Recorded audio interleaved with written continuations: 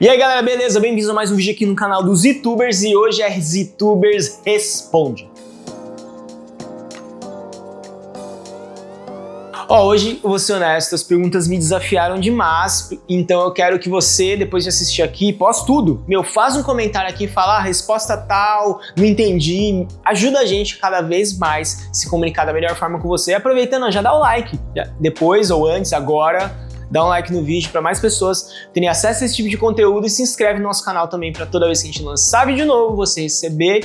E se é uma dúvida da Bíblia, você vai conseguir tirar a sua dúvida da Bíblia. Se é a respeito de algum elemento da cultura pop, algum filme, série, livro, você vai ver a perspectiva bíblica a respeito disso. Primeira pergunta, de uma coisa antes, é importante lembrar que todas as perguntas que a gente responde aqui foram feitas por pré-adolescentes reais, tá bom? Aqui da nossa igreja. Eles têm essa dúvida de que é como os anjos são. Para responder essa pergunta, eu vou ler Hebreus capítulo 1, versículo 14. Portanto, os anjos são apenas servos, espíritos enviados para cuidar daqueles que herdarão a salvação. Eu vou falar de dois elementos específicos baseados nesse versículo, tá? Mas como eu falei, eu li um monte de coisa e eu vou citar algumas outras coisas a respeito dos anjos também, para tirar aí essa dúvida de vocês. Primeiro, aqui ó, os anjos são apenas servos, ou a gente também pode usar a própria palavra anjo, que vem do ângelos do grego, que tem a ideia de mensageiro, quem traz uma mensagem. Então os anjos, eles são enviados por Deus para cuidar, para exercer alguma ação ou para enviar alguma mensagem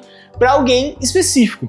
Como aconteceu ali com Abraão, como aconteceu com Maria, quando o anjo Gabriel chega e fala para ela a respeito de você vai ter o filho, ele será Jesus, o filho de Deus, tal. Ele tem esse papel, então eles têm a função de servir, no caso aqui, cuidar daqueles que herdarão a salvação, ou seja, aqueles que creem em Jesus, né? Então eles têm esse papel relacionado com a gente. O segundo aqui é que eles são espíritos. Espírito é uma coisa que não é física, né? Não tem corpo. Então os anjos, eles não têm um corpo físico. Mas como assim? Você inclusive citou Abraão e Maria, aparece um homem lá. Verdade, eles podem assumir uma forma física na hora que eles vão passar alguma mensagem para algum ser humano, como acontece também com o profeta Daniel, que vem um anjo e fala, suas orações foram ouvidas, Daniel. Ele está ali como um ser, um homem normalmente, porque ele está sempre direcionado ao masculino, com roupas da época, né? Então é diferente das formas como que a gente descreve eles naturalmente. É claro que a gente coloca anjo com asa, porque,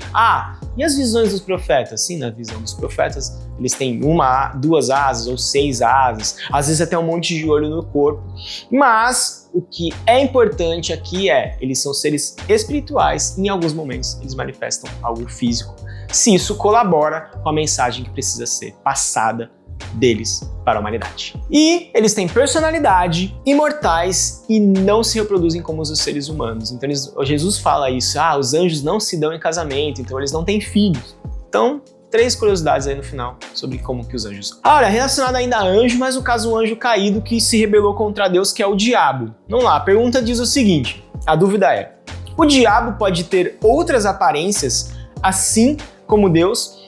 Eu vou explicar uma coisa antes de falar do diabo de cara. Deus, ele se manifesta fisicamente, ou às vezes a Bíblia usa uma expressão que é antropomorfismo, que é usar elementos do corpo humano como o braço forte de Deus. Deus não tem um braço, Deus é espírito. Os olhos de Deus estão olhando sobre a terra. Não, Deus não tem olho, porque ele é espírito. Mas em algumas situações, como acontece ali na fornalha com Mesaque, Sadraque, Abednego, tem um quarto. Quem é esse quarto? Eles falam que é o filho do homem e é Jesus. Quando acontece também com Jacó, que ele briga com Deus, Deus tem um corpo físico de um homem, é Jesus. E para ajudar, vamos usar a Bíblia, né? Porque versículo bíblico, eu falar é nada. Aqui tá a verdade, eu sou um mané, mas isso aqui é incrível. Então vamos lá para Colossenses, capítulo 1, versículo 15. O Filho é a imagem do Deus invisível. Então quando a gente vê Jesus, no caso nós não vimos, mas os discípulos viram, algumas pessoas viram. Ele é a manifestação física de Deus. Então toda vez que a gente vê no Antigo Testamento, como eu citei, em Sadraque, Mesaque e Abednego, com Jacó, ou a gente vê no Novo Testamento com a encarnação de Jesus, o Deus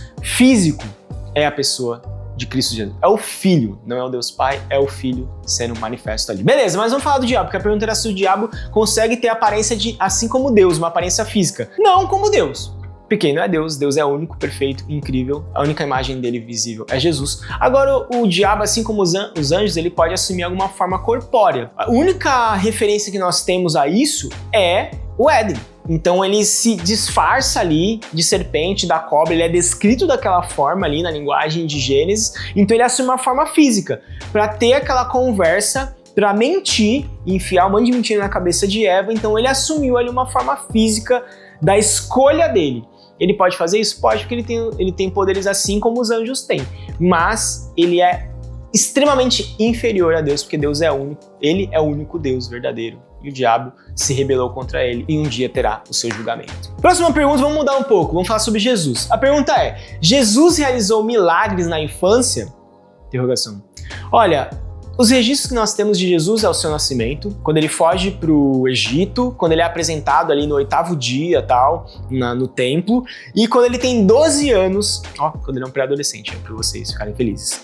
Fora isso, não tem nenhum registro escrito a respeito da infância ou adolescência de Jesus, ou quando ele era mais jovem, só quando ele já era bem mais velho, com seus 30 e poucos anos, que é quando começa o seu ministério. Então ele não realizou nenhum milagre, porque na próxima pergunta eu vou responder, porque não tinha chegado a hora dele, e ele precisava passar por algumas coisas, e uma delas era o batismo, porque isso era a vontade do Pai. E Jesus começar o seu ministério, começar a exercer seus milagres após o batismo, é ele se submeter a Deus e ele ouvir toda a orientação que ele tinha para o ministério terreno dele, né? Então Jesus se submetendo ao Pai, se batiza, tem aquele momento incrível ali com João Batista, seu primo, e a partir dali ele começa a exercer milagres, a pregar e a fazer esse ministério incrível que foi o seu ministério aqui na Terra, que culminou em sua morte e ressurreição.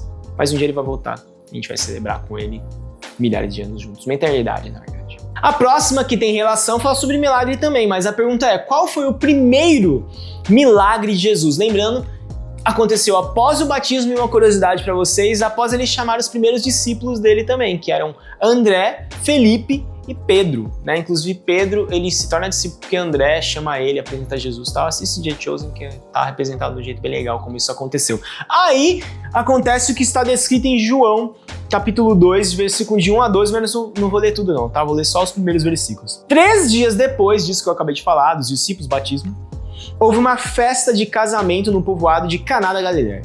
A mãe de Jesus estava ali. E Jesus e seus discípulos também foram convidados para a celebração. Durante a festa, o vinho acabou. A mãe de Jesus lhe disse, eles não têm mais vinho. Mulher, isso não me diz respeito, respondeu Jesus.